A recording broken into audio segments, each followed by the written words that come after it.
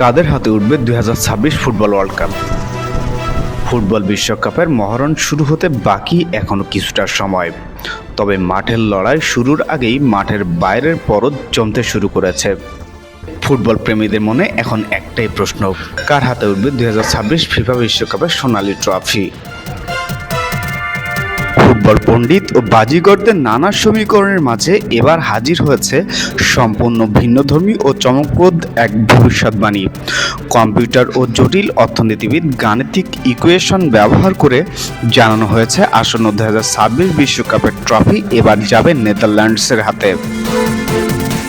শুনতে অবিশ্বাস্য ও রূপকথা মনে হলেও এই ভবিষ্যৎবাণী অবহেলা করার কোনো সুযোগ নেই, কারণ যিনি এই গণনা করেছেন তার পূর্বের ট্র্যাক রেকর্ড শতভাগ সফল।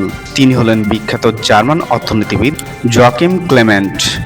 লন্ডনের বিখ্যাত ইনভেস্টমেন্ট ব্যাংক প্যানমিউর লিবারিয়ামের এই ঊর্ধ্বতন কর্মকর্তা এর আগে 2014 সালের চ্যাম্পিয়ন জার্মানি, 2018 সালের চ্যাম্পিয়ন ফ্রান্স এবং 2022 সালের শিরোপাজয়ী আর্জেন্টিনার নাম টুর্নামেন্ট শুরুর আগেই নিখুঁতভাবে ঘোষণা করেছিলেন।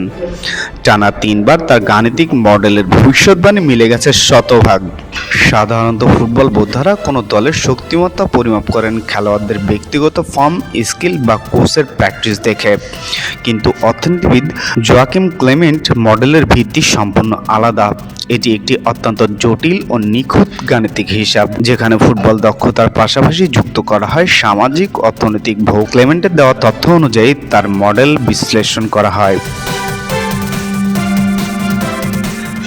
ক্লেমেন্টের দেওয়া তথ্য অনুযায়ী তার মডেলে বিশ্লেষণ করা হয় একটি দেশের অর্থনৈতিক সক্ষমতা এবং ফুটবল অবকাঠামো তৈরির সুযোগ কতটুকু তা পরিমাপ করা হয় এর মাধ্যমে। দেশের মোট কত মানুষ ফুটবল ভালোবাসে এবং তরুণ প্রজন্ম ভিডিও গেম বা ভার্চুয়াল জগৎ ছেড়ে মাঠে গিয়ে ঘাম ঝরাচ্ছে কিনা, এই সামাজিক আচরণও মডেলে স্থান পায়। ক্লেমেন্টের গবেষণার দৃষ্টিতে ফুটবলার তৈরির জন্য বিশ্বের সবচেয়ে আদর্শ পরিবেশ হল 14 ডিগ্রি সেলসিয়াস গড় তাপমাত্রা। কোনো দেশের আবহাওয়া এর কাছাকাছি হলে খেলোয়াড়দের শারীরিক বিকাশ ও মাঠের পারফরম্যান্স বৃদ্ধি পায়। দলের সাম্প্রতিক জয়ের ধারাবাহিকতা। বিশ্বকাপের ইতিহাসে 3 বার ফাইনালে উঠেও রানার্স আপ হয়েই সন্তুষ্ট থাকতে হয় নেদারল্যান্ডসকে। ফুটবল বিশ্বে তাদের বলা হয় ট্রাজিক হিরো। তবে ক্লেমেন্টের মডেল বলছে এবার ঘুষবে ডাচদের সেই দীর্ঘদিনের আক্ষেপ। জনসংখ্যা ও জনপ্রিয়তা। প্রায় 1,84,00,000 জনসংখ্যার এই দেশে ফুটবল কেবল একটি খেলা নয়, রীতিমতো ধর্ম।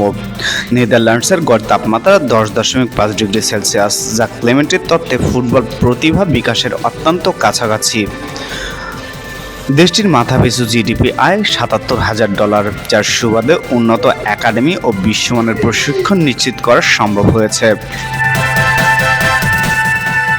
মার্চ 2025 থেকে মাঠের লড়াইয়ে দুর্দান্ত ও অপরিমার্জিত ফর্মে রয়েছে ডাচ বাহিনী।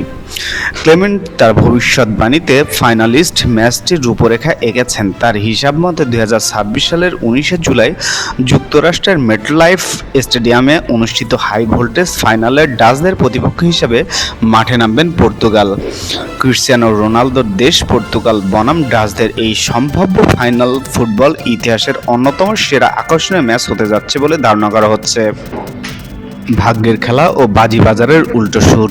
যদিও নিজের গাণিতিক মডেলের ওপর পূর্ণ আস্থা রয়েছে ক্লেমেন্টের, তবুও ফুটবলের রোমাঞ্চকর অনিশ্চয়তার কথা মনে করিয়ে দিয়েছে তিনি নিজেই। এই অর্থনীতিবিদ স্বীকার করেছেন যে ফুটবল ভাগ্য বা লাক একটি অপরিসীম প্রভাব রাখে। তার হিসাব অনুযায়ী বিশ্বকাপের মতো বড় ও সংক্ষিপ্ত টুর্নামেন্টের প্রায় 45% ফলাফল নির্ভর করে তাৎক্ষণিক ভাগ্য ও সুযোগের ওপর। যেহেতু ফাইনালিস্ট দুই দল নেদারল্যান্ডস ও পর্তুগালের শক্তির ব্যবধান খুবই সামান্য, তাই মাঠের সামান্য ভাগ্য গড়ে দিতে পারে বিশ্বজয়ের ব্যবধান।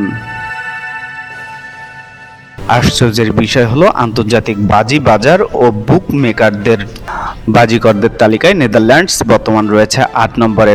তাদের বাজির দর অনুযায়ী ফেভারিট লিস্টের তালিকার সবার উপরে রয়েছে যথাক্রমে Spain, France, England, Brazil, Argentina ও পর্তুগাল। বাজির বাজারের হিসাব উল্টে দিয়ে জোয়াকিম ক্লেমেন্টের গণিত কি টানা চতুর্থবারের মতো বিশ্বকাপ চ্যাম্পিয়নদের নাম মিলিয়ে দিতে পারবে, নাকি সমস্ত ভবিষ্যৎবাণী বুড়ো আঙ্গুল দেখিয়ে সোনালি ট্রফি উঠবে নতুন কোনো পরাশক্তির হাতে? তা দেখার জন্য অপেক্ষা করতে হবে 2026 সালের ফাইনালের শেষ বাঁশি বাজা পর্যন্ত। তবে এই বিশ্বকাপে কারা হবেন চ্যাম্পিয়ন, আপনিও জানান আপনার মতামত। Khairul Bashar, the financial post.